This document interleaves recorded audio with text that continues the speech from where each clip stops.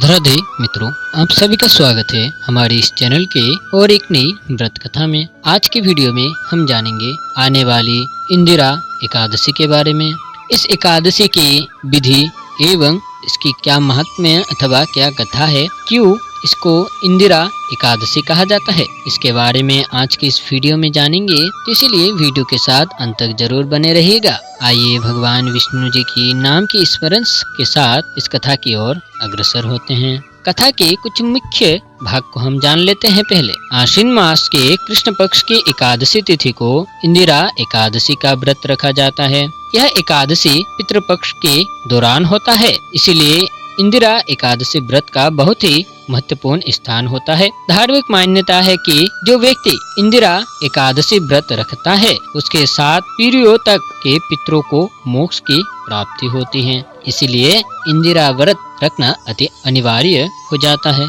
अब इसकी विधि के बारे में जानेंगे। इंदिरा एकादशी का व्रत पितृपक्ष में रखा जाता है। यह व्रत मृत्यु पूर्वजों पितरों की मुक्ति के लिए होता है, इसीलिए इंदिरा एकादशी व्रत का अन्य एकादशियों के व्रत में अलग स्थान है। एकादशी व्रत के नियम अनुसार यह व्रत दशमी तिथि से शुरू होता है और व्रत का पारण द्वादशी तिथि के दिन किया जाता है। व्रत की विधि के अनुसार व्रती को इंदिरा एकादशी व्रत के पहले की दशमी तिथि को सूर्यास्त से पहले भोजन कर लेना चाहिए। उसके बाद अगले दिन एकादशी को प्रातः काल सुबह उठकर स्नान आदि से निर्वृत्त होकर पीले वस्त्र पहने और घर के पूजा स्थल पर जाए और वहां भगवान विष्णु को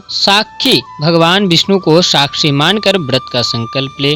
उसके बाद भगवान शालिग्राम का पूजन करे। दिन भर फलाहार व्रत रखे। अगले दिन द्वादशी तिथि को जरूरतमंद गरीब ब्राह्मणों को भोजन कराए और दान देकर विदा करे। इसी के साथ ही आपको स्क्रीन पर शायद कुछ ऐसे नियमों के बारे में भी जानकारी दिखाई दे रहे होंगे जिससे आपको सतर्क एवं क्यों उनका पालन करना जरूरी हो जाता है। तो इन सभी नियमों को आप ध्यान पूर्वक देख लीजिए। अब जानेंगे इस व्रत की कथा के बारे में। यह व्रत धर्मराज युधिष्ठिर से शुरू होता है। धर्मराज युधिष्ठिर कहने लगे कि हे भगवान, आश्विन कृष्ण एकादशी का क्या नाम है, इसकी विधि तथा फल क्या है, सो कृपया करके कहिए। भगवान श्री कृष्ण कहने लगे कि इस एकादशी का नाम इंदिरा एकादशी है। यह एकादशी पापों को नष्ट करने वाली तथा पितरों को अधोगति से मुक्ति देने वाली होती है। हे राजन, ध्यान पूर्वक इसकी कथा सुनो। इसके सुनने मात्र से ही वाजपेयी यज्ञ का फल मिलता है। प्राचीन काल में सतयुग के समय में महिष्मति नामक एक नगरी में इंद्रसेन नामक एक प्रतापी राजा धर्म पूर्वक अपनी प्रजा का पालन करते हुए शासन करता था। वह राजा पुत्र पौत्र और धन आदि से संपन्न और विष्णु का परम भक्त था। एक दिन जब राजा सुखपूर्वक अपने सभा में बैठा था तो आकाश मार्ग से महर्षि नारद उतरकर उसकी सभा में आए। राजा उन्हें देखते ही हाथ जोड़कर खड़ा हो गया और विधि पूर्वक आसन व अर्घ्य दिया। शोक से बैठकर मुनि ने राजा से पूछा कि हे राजन, आपके 7 अंग कुशल पूर्वक तो हैं, तुम्हारी बुद्धि धर्म में और तुम्हारा मन विष्णु भक्ति में तो रहता है। देवर्षि नारद की ऐसी बातें सुनकर राजा ने कहा, हे महर्षि, आपकी कृपा से मेरे राज्य में सब कुशल है तथा मेरी यह यज्ञ कर्मादि सुकृत हो रहे हैं। आप कृपा करके अपने आगमन का कारण कहिए। तब ऋषि कहने लगे कि हे राजन, आप आश्चर्य देने वाले मेरे वचनों को सुनो।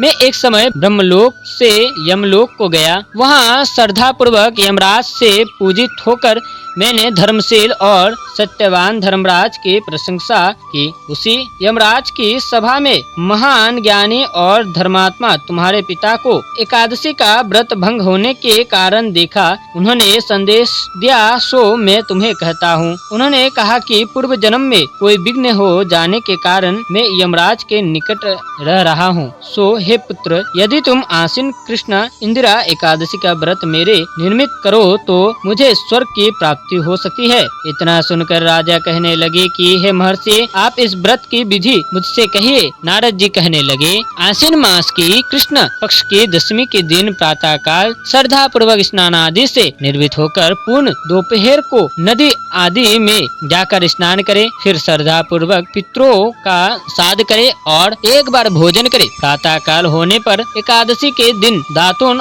आदि करके स्नान करे, फिर व्रत के नियमों को भक्ति पूर्वक ग्रहण करता हुआ प्रतिज्ञा करे कि मैं आज संपूर्ण भोगों को त्याग कर निराहार एकादशी का व्रत करूंगा। हे अच्युत, हे पुंडरीकाक्ष, मैं आपकी शरण हूँ, आप मेरी रक्षा कीजिए। इसी प्रकार नियम पूर्वक शालिग्राम की मूर्ति के आगे विधि पूर्वक श्रद्धा करके योग्य ब्राह्मणों को फलाहार का भोजन कराइए और दक्षिणा दे। पितरों के श्राद्ध से जो बच जाए उसको सुक्कर गौ को दे तथा धूप दीप गंध पुष्प नैवेद्य आदि सब सामग्री से ऋषिकेश भगवान का पूजन करे। रात में भगवान के निकट जागरण करे। इसके पश्चात द्वादशी के दिन प्रातः काल होने पर भगवान का पूजन करके ब्राह्मणों को भोजन करवाए। भाई बंधुओं स्त्री और पुत्री सहित आप भी मौन होकर भोजन करे। नारद जी कहने लगे कि हे राजन, इस विधि से यदि तुम आलस्य रहित होकर इस एकादशी का व्रत करोगे तो तुम्हारे पिता अवश्य ही स्वर्ग लोक को जाएंगे।